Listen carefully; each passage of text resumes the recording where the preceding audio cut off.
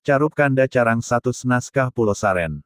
Pupuh ketiga, Sinom, 31 bait, dari bait 53 sampai dengan bait 84, halaman 15 sampai dengan halaman 22.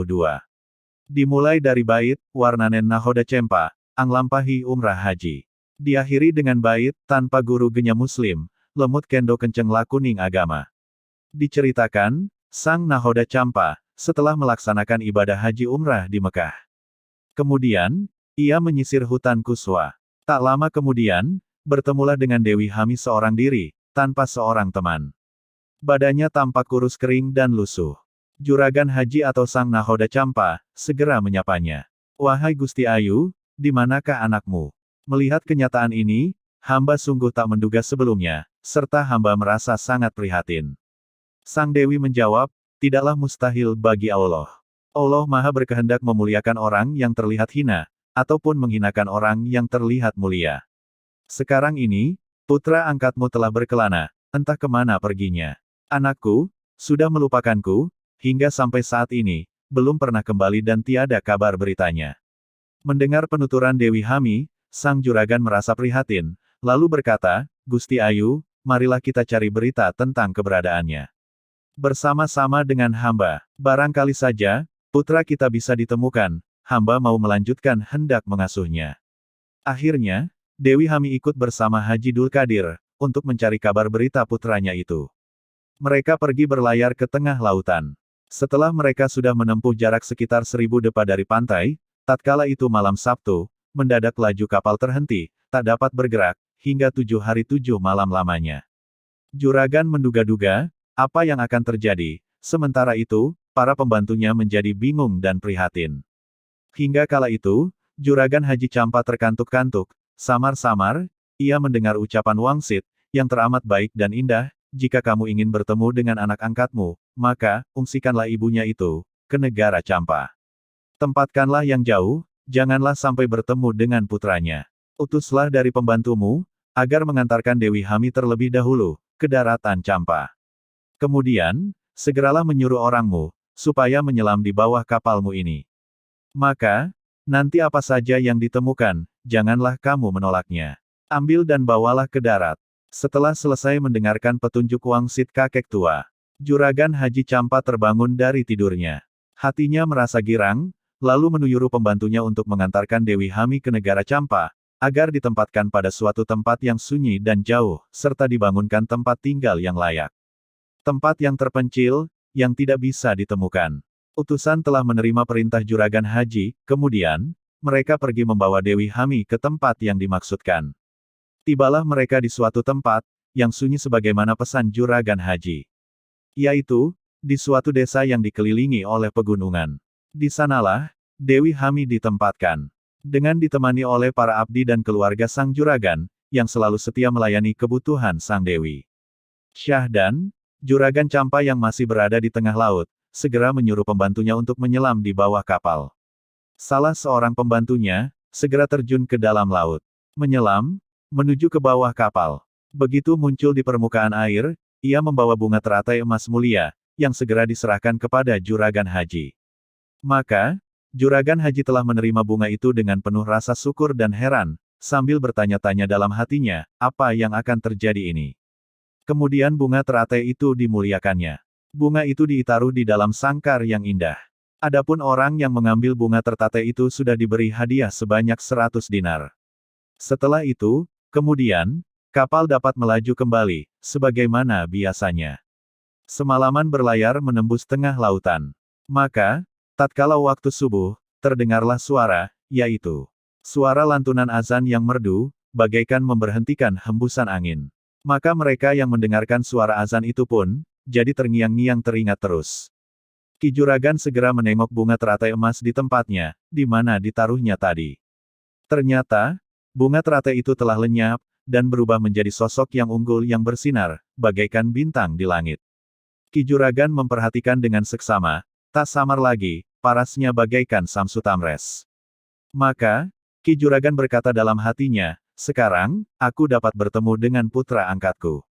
Pantaslah, anakku bisa berubah wujud, sebab ia mendapat curahan mukjizat dari Kanjeng Nabi."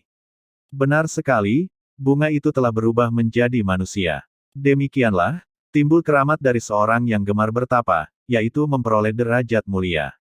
Sampai berapa lamakah Samsu Tamres berada di dalam lumpur dan di tengah lautan, kurang lebih 7 tahun lamanya. Maka, ritual tapanya itu, telah diterima oleh Yang Agung. Oleh sebab itulah, ia mendapatkan ridhonya untuk tinggal di negara Campa. Ki Juragan sangat berharap, agar puternya itu tidak pergi kemana-mana lagi, dengan maksud, supaya mau bertempat tinggal di Campa. Ia ingin memuliakan terah Nabi, agar Syekh Samsu Tamres, duduk sebagai guru yang utama, untuk mengolah raga dan mengolah kesucian. Kapal telah berlabuh memasuki ujung Pulau Campa. Orang-orang di sana, ikut menyambut kedatangan terah Nabi. Oleh karenanya, Syekh Samsu Tamres di Campa menjadi masyhur, akan kemurahan berkah. Hasil tangkapan ikan-ikan laut, menjadi berlimpah, penduduk Negra pun, tak kekurangan pangan. Demikianlah, berkah Sang Waliullah di negara Campa. Negara Campa menjadi subur dan makmur. Tanah dan tanaman di Campa, yang semula kering, menjadi segar kembali. Air mengalir dengan derasnya. Tanaman menjadi subur, sandang pangan berkecukupan. Semua jenis hewan ternak pun, beranak pinak dengan melimpah tanpa penyakit. Segala lapangan pekerjaan, menjadi mudah. Para pedagang, banyak mendapatkan keuntungan. Allah yang Maha Agung, merasa suka mendengarkan puja-puji kesusahan penduduk. Permohonan mereka banyak yang sudah terwujud, karena terselimuti oleh kucuran karomah Sang Samsu Tamres. Penduduk pun, berada dalam keadaan sehat dan sejahtera. Tiada yang melanggar tata krama. Di dalam desa itu terjaga kesuciannya. Oleh karena itu, desa tersebut termasyhur, sebagai desanya orang Muslim. 3 tahun sudah berjalan, keadaan penduduk aman sentosa. Mereka patuh, mengikuti perintah ulama. Seluruh penduduk, mengikuti perintah keimanan. Masjid Agung telah berdiri megah. Di sana, merupakan tempat para ahli sunni atau ahli sunnah wal jamaah. Tempat berkumpulnya orang-orang Muslim, mereka pada mengungsi, untuk berguru ilmu sejati kepada Sang Syekh Samsu Tamres. Pada waktu itu, di negara Campa, baru ada segolongan Muslim, belum berkembang dengan pesat. Begitu juga, dengan Raja Campa, masih menganut agama Buddha. Ketika datang agama Kanjeng Nabi, mereka masih belum mau mengikuti ajaran Islam. Mereka selalu mengolok-olok, masih banyak orang-orang yang menolak ajaran, yang dibawa oleh Syekh Samsu Tamres. Ternyata, orang Campa masih banyak yang tidak suka dengan Syekh Samsu Tamres. Hanya desa-desa pinggiran, yang mau mengikuti ajakan bayat kepada agama yang dibawakan oleh Syekh Samsu Tamres, yang telah termasyhur sebagai wali sejati. Namun, di kota Campa belum dapat ditaklukkan. Singkat cerita, mereka murka kepada Syekh Samsu Tamres, namun gagal. Karena kasih sayang Allah tidak ada batasnya. Hal yang lumrah dalam perjalanan kehidupan.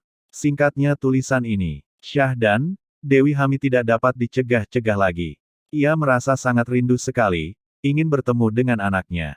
Ia menerobos pergi dengan tergesa-gesa. Orang-orang yang menghalanginya bubar diterajang. Terus menuju tempat tinggal sang putra. Begitu sampai di tempat, sementara itu, Syekh Samsu Tamres, masih belum dapat melupakan masa lalu. Ia masih tidak mau bertemu dengan ibunya. Maka, ia pun segera pergi. Sementara itu, Dewi Hami mengikutinya dari belakang. Walaupun dicegah, namun tetap bersikeras mengikuti langkah kaki putranya. Kemanapun arah sang putra pergi, selalu diikutinya. Begitu tiba di tempat lawang Saketeng negara Campa, maka, Syekh Samsu Tamres masuk ke dalam perut bumi. Badannya amblas ke dalam tanah. Sirna hilang, tak terlihat lagi. Dewi Hami menangis sedih, lalu para pembantunya datang menolong dan dibawa pergi kembali pulang ke tempatnya. Juragan Haji sangat marah kepada orang-orang yang menungguinya. Mengapa mereka tidak bisa menjaga perempuan yang hanya seorang diri, hingga Dewi Hami dapat kabur meloloskan diri dan terjadilah apa yang tidak diharapkan. Terhapuslah cerita dan musnahlah tulisan yang menjadikan rasa sengsara yang kedua kalinya. Keinginannya untuk bertemu dengan putra, telah menjadi berantakan, tidak seperti yang telah mencapai kesejatian. Sang anak tak mau bertemu dengan ibunya. Seorang istri yang berwatak rusuh, selalu saja bertanya-tanya.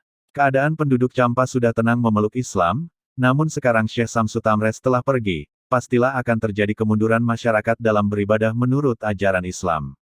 Demikianlah, kemarahan Juragan Haji, sehingga para pembantu dan keluarga saling melempar masalah dan tidak mau dipersalahkan. Akhirnya, orang-orang Muslim menjadi prihatin, sebab mereka kehilangan sang guru. Setelah Syekh Samsu Tamres pergi, mereka bisa diumpamakan bagaikan anak itik kehilangan induknya. Sementara itu, Dewi Hami menyesali atas kesalahannya. Hanya karena rasa sangat rindu kepada putra, semua berakhir dengan kesedihan. Namun, Sang Dewi selalu memohon kepada Allah, agar dirinya dan sang putra mendapatkan keselamatan dan mendapatkan ampunan dari Yang Agung. Kemudian terdengarlah suara yang jelas dari atas langit, "Wahai Hami, janganlah hatimu merasa khawatir. Haruslah selalu bersabar. Kelak nanti, kamu akan menaiki Gunung Kemenyan dan meminum lautan madu." Mendengar suara wangsit itu, Dewi Hami merasa tentram hatinya, serta mengucapkan syukur. Sebab 3 tahun sudah, ia hidup tanpa guru, teringat akan naik turunnya perjalanan beragama dalam dirinya.